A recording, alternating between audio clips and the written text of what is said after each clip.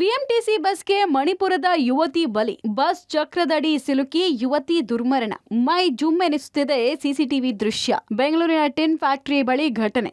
ಬೆಂಗಳೂರಿಗರ ನೆಚ್ಚಿನ ಟ್ರಾನ್ಸ್ಪೋರ್ಟ್ ಅಂದ್ರೆ ಅದು ಬಿಎಂಟಿಸಿ ಬಸ್ಗಳು. ಆದರೆ ಇತ್ತೀಚೆಗೆ ಹೆಚ್ಚಿನ ಸಂಖ್ಯೆಯಲ್ಲಿ ನಡೀತಾ ಇರುವ ಬಿಎಂಟಿಸಿ ಬಸ್ ಆಕ್ಸಿಡೆಂಟ್ಗಳು, ಅದರಲ್ಲೂ ಎಲೆಕ್ಟ್ರಿಕ್ ಬಸ್ ಅಪಘಾತಗಳು ಜನರಲ್ಲಿ ಭಯವನ್ನ ಉಂಟು ಮಾಡ್ತಿದೆ. ಚಾಲಕರ ಅಜಾಗರೂಕತೆ, ರ್ಯಾಶ್ ಡ್ರೈವಿಂಗ್ ಹಾಗೂ ನಿರ್ಲಕ್ಷ್ಯದಿಂದ ಬಿಎಂಟಿಸಿ ಬಸ್ಗಳಿಗೆ ಅನೇಕರು ಬಲಿಯಾಗಿದ್ದಾರೆ. ಅದರಂತೆ ನಿನ್ನೆ ಬೆಳಗ್ಗೆ 9:30ರಿಂದ 10 ಗಂಟೆ ಸುಮಾರಿಗೆ ಬಿಎಂಟಿಸಿ ಎಲೆಕ್ಟ್ರಿಕ್ ಬಸ್ಗೆ 20 ವರ್ಷದ ಯುವತಿಯೊಬ್ಬರು ಬಲಿಯಾಗಿದ್ದಾರೆ. ಮಣಿಪುರದಿಂದ ಬಂದು ಬೆಂಗಳೂರಿನಲ್ಲಿ ಕೆಲಸ ನಿರ್ವಹಿಸ್ತಾ ಇದ್ದಂತಹ ಹನ್ನಾ ಇನಾಕ ಸಾವನ್ನಪ್ಪಿದ ಯುವತಿ ಅಂತ ಗುರುತಿಸಲಾಗಿದೆ. ಸಿಲ್ಕ್ ಬೋರ್ಡ್ನಿಂದ ಟಿನ್ ಫ್ಯಾಕ್ಟರಿಗೆ ಹೋಗ್ತಾ ಇದ್ದ ಇವಿ ಬಸ್ ಕೆಆರ್ ಪುರಂನ ರೈಲ್ವೆ ನಿಲ್ದಾಣಗಳ ಬಳಿ ಬಂದಾಗ ಬೈಕ್ನ ಹಿಂಭಾಗದಲ್ಲಿ ಕೂತು ಹನ್ನಾ ಇನಾಕ ಬೈಕ್ ಇವಿ ಬಸ್ ಮುಂದೆ ಬಂದಿದೆ.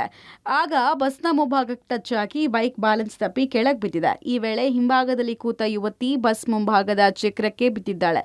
ಆಗ ಯುವತಿಯ ತಲೆ ಮೇಲೆ ಬಿಎಂಟಿಸಿ ಬಸ್ ಹತ್ತಿದೆ. ಬೆಂಗಳೂರಲ್ಲಿ ದಿನದಿಂದ ದಿನಕ್ಕೆ ಬಿಎಂಟಿಸಿ ಬಸ್ ಅಪಘಾತಗಳ ಸಂಖ್ಯೆ ಹೆಚ್ಚಾಗ್ತಾ ಇದೆ. ಅದರಲ್ಲೂ ಕೂಡ ಎಲೆಕ್ಟ್ರಿಕ್ ಬಸ್ ಆಕ್ಸಿಡೆಂಟ್ಗಳಿಗಂತೂ ಕೊನೆಯೇ ಇಲ್ಲದಂತಾಗಿದೆ. ನಿನ್ನೆ ಕೆಆರ್ ಪುರಂ ರೈಲ್ವೆ ನಿಲ್ದಾಣದಲ್ಲಿ ಸಿಲ್ಕ್ ಬೋರ್ಡ್ನಿಂದ ಟಿನ್ ಫ್ಯಾಕ್ಟರಿಗೆ ಹೋಗ್ತಕ್ಕಂತಹ ಬಿಎಂಟಿಸಿ ಬಸ್ ಯುವತಿಯ ಮೇಲೆ ಹರಿದು 20 ವರ್ಷದ ಯುವತಿಯೊಬ್ಬಳು ಸಾವನ್ನಪ್ಪಿದ್ದಾಳೆ. ಈ ವೇಳೆ ಅಪಘಾತವಾದ ಕೂಡಲೇ ಬಸ್ ಕೆಳಗಡೆ ಬಿದ್ದ ಯುವತಿಯನ್ನ ಕೆಆರ್ ಪುರಂನ ಸರ್ಕಾರಿ ಆಸ್ಪತ್ರೆಗೆ ಕರ್ಕೊಂಡು ಹೋಗಲಾಯಿತು. ಅದರ ಚಿಕಿತ್ಸೆ ಫಲಕಾರಿಯಾಗದೆ ಯುವತಿ ಕೊನೆಯುಸಿರೆಳೆದಿದ್ದಾರೆ. ಸಾವನ್ನಪ್ಪಿದ ಯುವತಿ ಮೂಲತಃ ಮಣಿಪುರ ಮೂಲದವರಾಗಿದ್ರು.